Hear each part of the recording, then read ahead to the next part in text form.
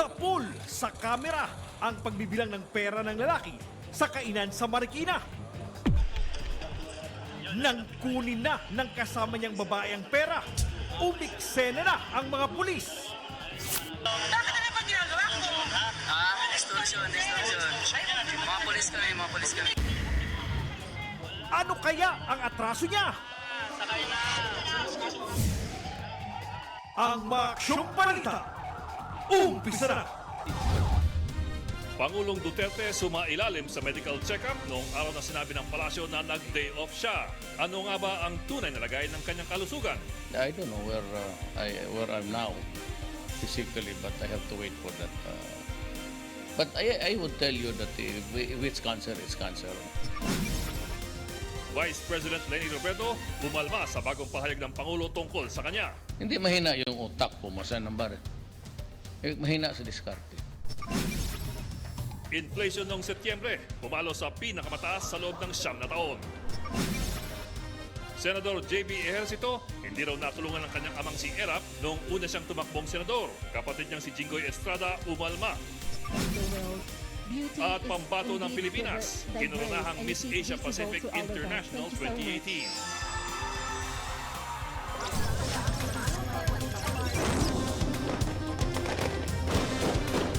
Nakaporma yung military. When do we know that it's not getting out of hand? You elect with me as president, you must have trust with me.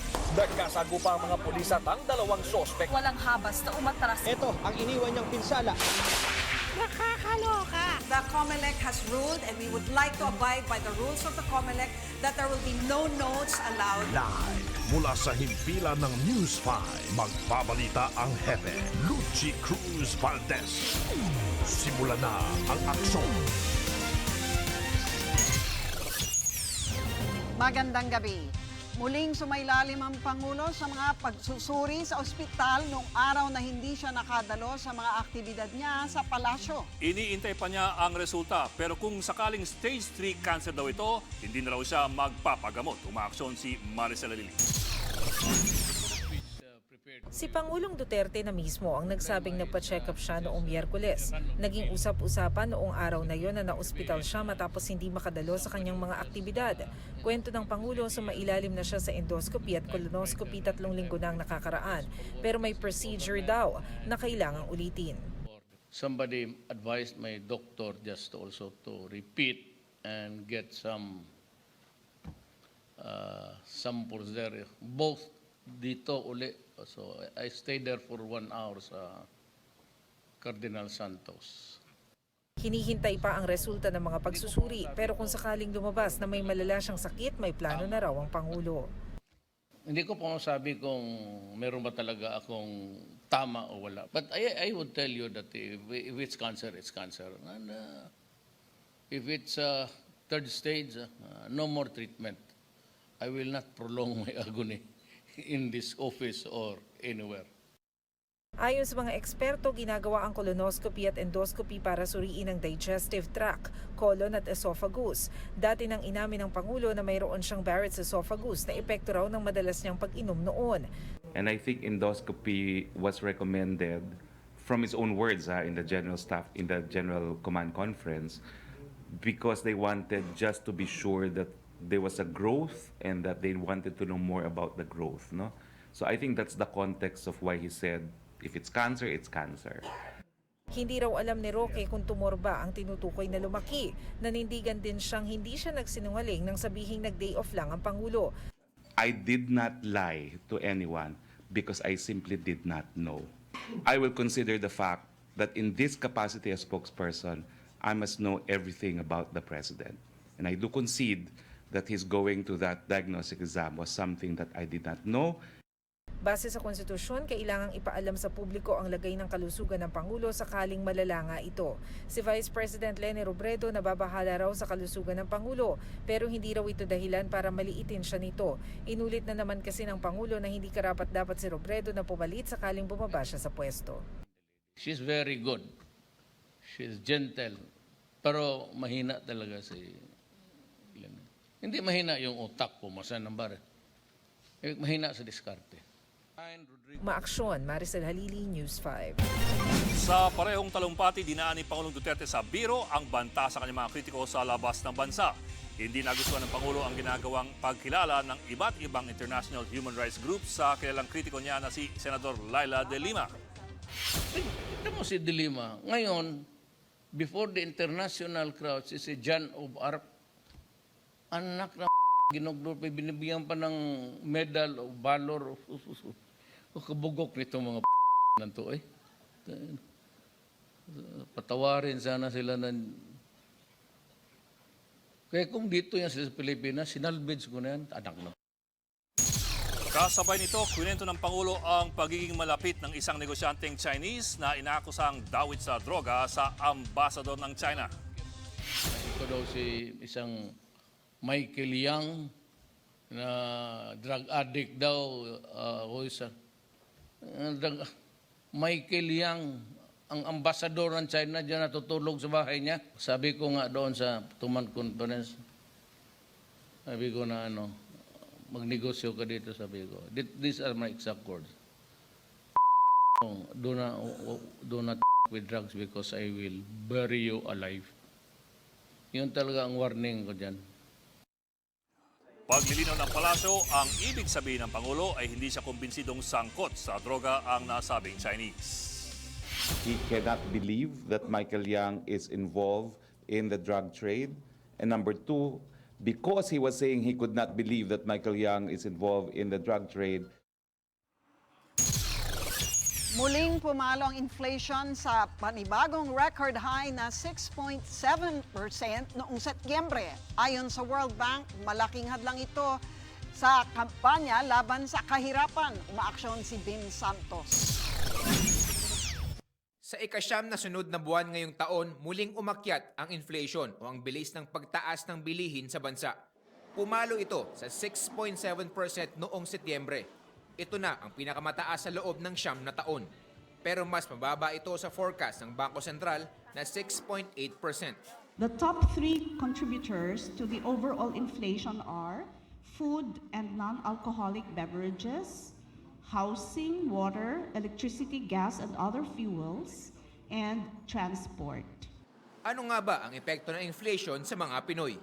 Tumigil na ako sa Starbucks or pagbili ng mga personal na luho ko. Dati akong nag-grab, pero ngayon MRT na lang. Iba-iba ang ibig sabihin na mataas na inflation sa kada antas ng lipunan. Para sa mga mayayaman, maaaring halos wala itong epekto. Para sa mga may kaya, maaaring magdulot ito ng ilang sakripisyo. Pero para sa mga mahihirap at talagang kapos sa buhay, mas matinding pagkalam ng sikmura ang katumbas nito. Si Maylene na may 5 anak, hindi na raw mapagkasya ang kita ng mister. Minimum o 512 pesos kada araw ang sweldo ng kanyang asawa, pero nasa 800 pesos daw ang gastos nila. Kaya nabubuhay daw sila sa utang. Dati kasi nag-aalmusal kami, ngayon hindi na kami nag-aalmusal.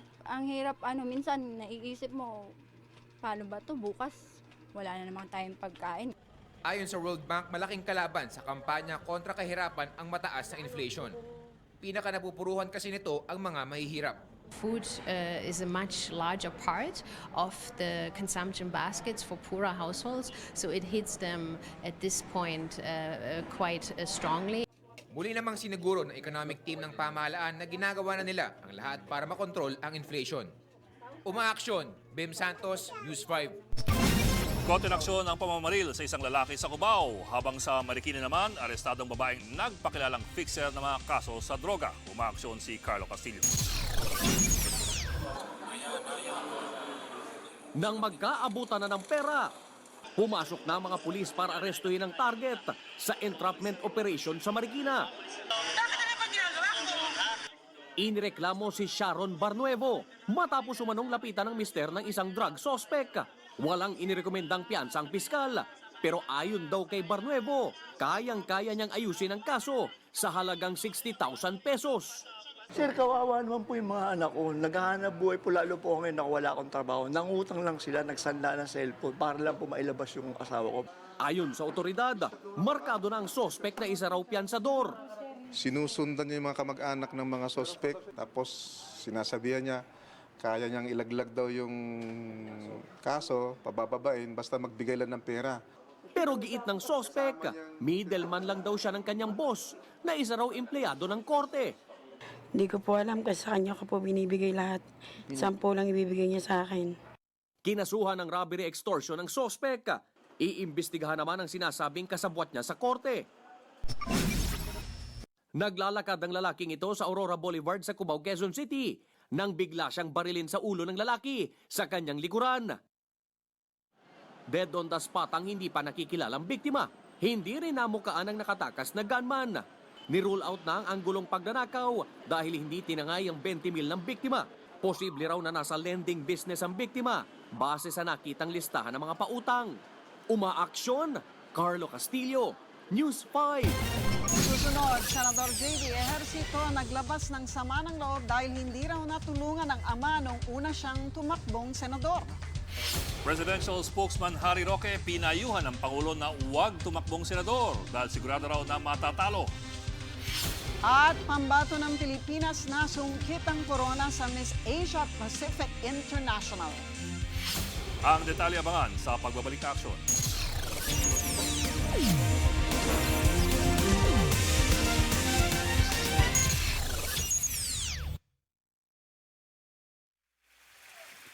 Hayaan na muna ninyo ako kasi ako talaga naghanap ng solusyon. In the first place, may gera. So, given yan. Pero kung sabihin mo na ligaya ako nang magkamatayan tayo puro Pilipino. So I'm just going around the country pleading for peace. But I do not want my soldiers to be sitting ducks. Hindi naman pwede na peaceful ka dyan, na mamamatay na yung mga sundalo mo. But alam mo ang sekreto dito, maniwala kahit hindi. This has been going on for 53 years. Going 53. At I was around when season was yung Bugiro na season, and he was talking about revolution. Alam mo, bata pa kasi kami noon eh. So I was his apostle actually. The reason is family history na yan. Migrants lang kami, taga Cebu, nanay ko Mindanao, tapos we had to migrate to Mindanao. Alam namin ang hirap. Dumaan, lahat yung pumunta ng Mindanao, dumaan ang hirap yan. Wala namang subdivision, walang daan doon. So, that is why you try to think that mas mabuti. Apurado ka eh. That's the problem. That's the impulse of, apurado. You want it revolution. Hindi madala. It's evolution. Hayaan mo lang. Mag-grow yan, magnegosyo. As long as it is peaceful, it will grow faster. Eh, ang problema, dreaming itong mga NPA na kung ano-ano. Siguro another 100 years. Sabi ko nga doon sa nag-surrender. Wala, not in a million years na not even overrun a barangay. Pwede magdaan, you terrorize. What have you accomplished? Kasi nandyan ang media. O di marinig nila, anong natapos ninyo? Anong nagawa niyo para sa Pilipinas for 53 years? Patayan, civilian, military, police, barangay captains, karamihan patay. Yung ayaw magbigay ng taxation, sinusunog ninyo yung propiedad. In the 52 years, wala kayong ginawa kung hindi yan. Hindi pa kayo nagsawa. Hindi naman kayo manalo. Kaya kayo, I would like to, we are not into crime prevention. Pati yung police kasali na. It's neutralization ang atin. Then, we can solve the problem. Neutralization na tayo nga. Wala nang basta ganito, walang, there is no crime prevention because the crime is being perpetuated 24 hours a day. So, hindi mo kailangan magtanong pa kung may warrant dyan. Pag may dala ka ng baril dyan, isparo ka, you can be neutralized. Huwag mo na akong bigyan ng Na mga rumang warrant. Warrant. Buti sana kung nakaw yan, patapos bukang iba na naman ginakaw. Taibingan mo.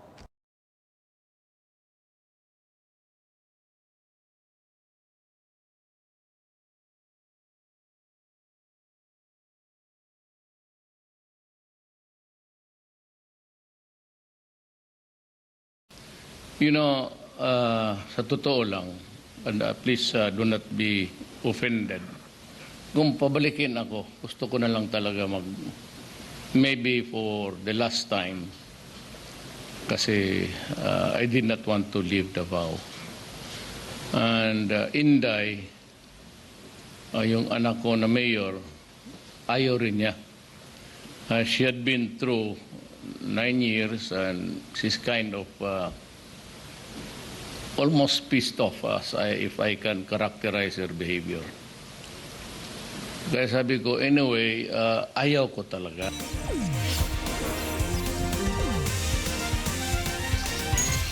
Nanindigan ng ilang opisyal ng Department of National Defense na wala ang amnesty record si Senador Antonio Trillanes. Sa pagdinig ng Makati RTC Branch 148, sinabi ng abogado ng DND na hindi lamang record si Trillanes ang nawawala, kundi pati ang dokumento ng nasa halos 300 iba pang nag-apply.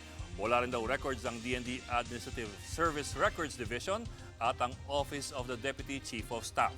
Pero tumestigo naman para sa senador ang head ng Secretariat ng Ad Hoc Committee on Amnesty na si Colonel Josefa Berbigal. Siya raw mismo ang tumanggap ng amnesty application at pinagsumpaan ni Trillanes nang aminin niya ang ginawang pag-aaklas. Dahil po dito, kumpiyansa ang senador na siya ang kakatigan ng korte.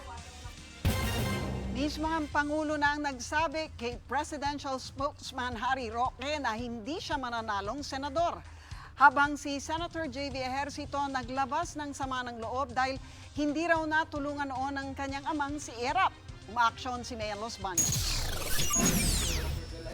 Masama ang loob ni Senador J.V. Ejercito sa amang si Manila Mayor Erap Estrada. Sa programang Balljack sa Radyo 5, sinabi niya na noong una siyang tumakbong senador ay hindi siya natulungan ng ama.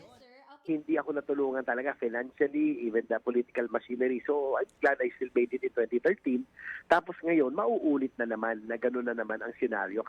Tingin niya hindi tamang magsama sila ng half-brother niyang si Jinggoy sa pagtakbo bilang senador sa ilalim ng puwersa ng masang Pilipino na partido ni Erap. Kaya raw siya lilipat sa Nationalist People's Coalition. Pero sabi ni Jinggoy, walang dahilan para umalis si JV sa PMP. Inalmahan din niya ang pahayag ni JV laban sa kanilang ama. Ang tatay ko, pantay-pantay ang tingin niya sa mga anak niya. Walang nakakalamang, walang nalulugi. Senator, Saka yung sinasabi ni Senator JV, na hindi siya tinulungan 2013. I am a first-hand witness to that. Tinulungan siya ng tatay ko. Imposibleng hindi. Mismong si Pangulong Duterte na ang nagsabing malabong manalo si Presidential Spokesperson Harry Roque sakaling matuloy ang kanyang senatorial bid. Dahil sila, si Roque, gusto mag-senador, sabi ko, tama ka na. Standby ka. Bigyan kita ibang trabaho. Hindi ka manalo. Bakit? Ayaw mo, sundalo, ayaw sa iyo. Ayon kay Roque, may alok na raw ang Pangulo pero hindi pa malinaw kung anong posisyon. Sa tanong kung magbibitiw na ba siya sa pwesto, As I said, I will think twice about my options. I need a weekend now to decide. umaaksyon Mayan Los Baños, News 5. Nagpaalam na si Chief Justice Teresita de Castro sa kanyang mga kasama sa Korte Suprema 3 araw bago siya magretiro. Sa retirement ceremony kanina, binalikan ni De Castro ang makulay niyang karera at ang mga sinulong na programa para sa hudikatura. 40 araw na araw lamang nanungkulan bilang Chief Justice si De Castro.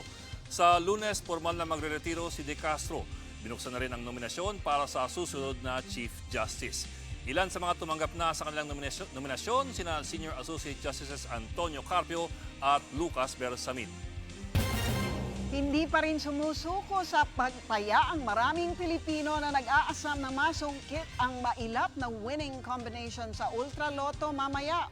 Umaaksyon si Romel Lopez. Umaasa ko. Talaga naman, kaya tumataya, umaasa talaga. Ganito marahil ang dasal ng mga tumataya sa 658 Ultra Lotto na bubulahin na mamaya. Tanghali pa lang kasi pumalo na sa 880 million pesos ang premyo at posibleng tumaas pa. Kaya't hindi pa man nananalo, kanya-kanyang plano na ang mga mananaya. Bibili akong lupa, magpapatayo ako ng mga bahay. Ay, alagang-alaga ko po itong numero ko po. Kung sakaling mananalo ka, kuya, Ano po, i-donate ko po sa chapel namin. Travel na lang. Saka yung, siyempre, donation. Bukod sa Betor, siguradong nagdarasal din ang mga Lotto outlet. Hanggang 1 milyong piso kasi ang pwede nilang makakomisyon kapag sa kanila tumaya ang winner. Yun nga lang, may fearless forecast ang manghuhula sa Quiapo na si Sister Vicky Bello. May tatama na ba ngayon sa loto? Tingnan natin sa baraha, ha? Oo, pag meron, tataya ako. Wala pa. Wala pa? Hindi pa kaya. Kung tumumpak man ang hula ni Sister Vicky Bello, wala namang problema ayon sa PCSO. Sky is the limit daw kasi ang prize money at tuloy-tuloy lang ang bulahan hanggat wala pang nananalo. Umaaksyon! Romy Lopez, News 5. Mga kapatid, wala na po sa Philippine Area of Responsibility si Bagyong Queenie at mas magiging maganda na po panahon sa halos buong bansa. May chance lang ng mga localized thunderstorms pagdating ng hapon o gabi. Mga kapatid, wala naman po nakitang low pressure area o bagyo na papasok sa teritoryo hanggang linggo. Pero asahan pa rin po pag-iral ng malamig. Ito na, hanging amihan sa mga susunod na araw. Pero maiba tayo mga kapatid dahil ngayon po ay World Teachers Day, abay kilalanin natin ang ilan sa mga naging Pangulo ng Pilipinas na dati ring guro. Bago naging abogado, naging barrio teacher, si Elpidio Quirino ang ika-6 na naging presidente ng Pilipinas. Siya ay nagturo sa isang paaralan sa Kawayan, Ilocos Sur, ang kanyang lugar na kinalakihan. Ito naman, bago naging Pangulo, naging guro rin si Carlos P. Garcia sa Bohol Provincial High School at sa mga law school sa Maynila. Kilala siya mga kapatid bilang prinsipe ng mga Bisayang Makata. At siyempre, si Gloria Macapagal Arroyo, naging profesor sa UP Assumption College at Ateneo de Manila. Sa Ateneo, naging estudyante niya, isa rin magiging Pangulo ng Pilipinas.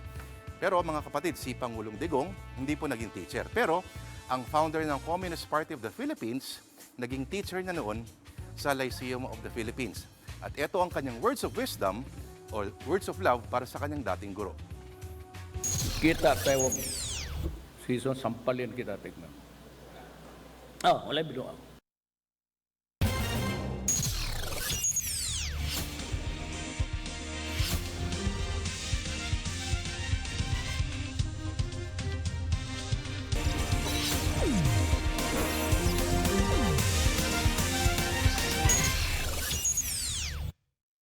Through your valiant and relentless efforts, you have neutralized, apprehended, and facilitated the surrenderers of the regulars, the militia ng bayan members, sangay ng partido local members, and more than 500 underground mass organizations members. This led to the recovery of hundreds of firearms and explosives and the discovery of enemy encampments. Your steadfast support in the campaign against illegal drug has not only resulted in the confiscation of shabu worth over 11 million, but also led to the neutralization of drug personalities, securing the provinces of Agusan del Sur and Surigao Agusan del Sur and Surigao del Sur. To this day, your cooperation with concerned government agencies, especially in the implementation of martial law in Mindanao, has not only made our kababayan safer in these challenging times, but also paved the way for the collective advancement of our communities. These accomplishments, however, came at a price. In our bold to be rid of society with evil forces, many have been wounded and lives have been lost. I share my grief with you. I, together with the Filipino people, are truly grateful for the gallantry of our wounded and fallen comrades and the courage of our troops to continue to make great sacrifices to defend our land, uphold peace, and secure the freedom we now enjoy. We have accomplished a lot since I started this journey more than 2 years ago. Yet there is still much to do as we continue our fight against the ills that plague our nation. I assure you that you are not alone in this fight. As long as you perform your mandate in accordance with law, this administration will remain steadfast in supporting your organization and provide you with the necessary tools and resources that would enable you to effectively fulfill as defenders of the nation. If it is in the performance of your duty and you face charges, criminal and all, you need not worry. I will take the blame personally, and I will protect you, and I would never, never allow you to go to jail. Performing a duty for a nation is a noble job. I will not allow a single soldier to stay in prison even for 1 day. That is my promise to you. We will see to it that the nation that we hand over to our children is one that is more stable, harmonious, and progressive. I therefore ask each of you to continue doing your part so that we may soon realize our aspiration for a lasting peace and stability across the nation. Maraming salamat at mabuhay ang 401st Brigade. Saludo ako sa inyo.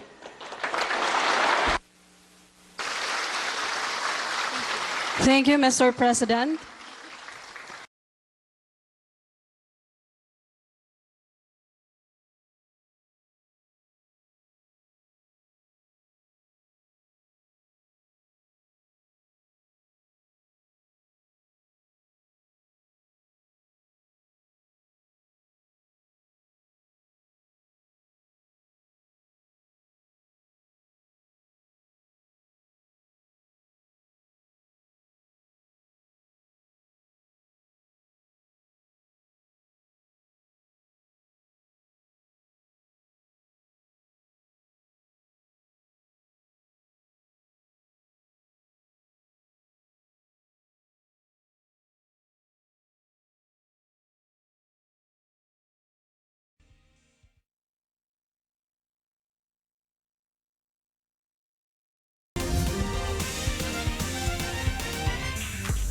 Hola mga kapatid, muling nasungkit ng isang Pilipina ang koronang ng Miss Asia Pacific International after 25 years.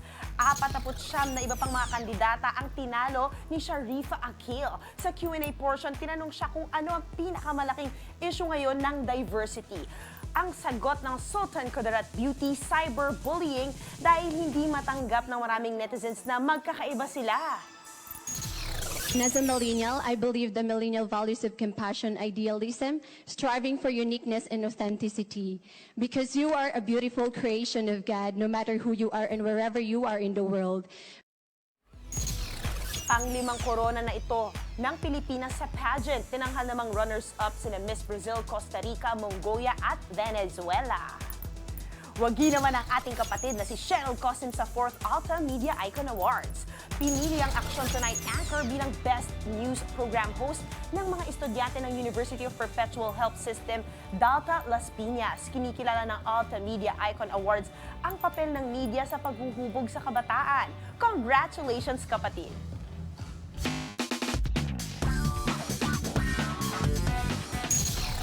Eto, sakto sa World Teachers Day. Siguradong gaganahan daw pumasok ang mga estudyante dahil sa style ng pagtuturo ng isang guro sa Davao. Ang lesson kasi nila sa anatomy, pinapakatan niya sa mga estudyante.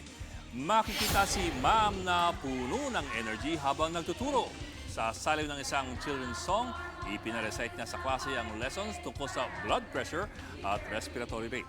Mas madali raw matandaan ng mga estudyante ang aralin dahil sa gimmick ni ma'am. Kahit ang mga netizen, hindi rin napigilang makisabay sa pagkanta. Siya naman ay 95 over 56. Adult ay 120 over 80. MHD, yan ang blood pressure. I-memorize natin. nakuha niya sa chemistry yun, di ba? Calculus. Okay yun, di ba? Correct, at sa algebra. Alright. At yan ang mga maaksyong balita, mga balitang pundasyon ng matalinong opinyon at konkretong solusyon. Para sa patuloy na balitaan, tumutok lang po sa newswire.com.ph. Ako po si Ed Lingao. Ako naman si Lucy Cruz Valdez, saan man, kailanman, kapatid, higit sa balita, aksyon.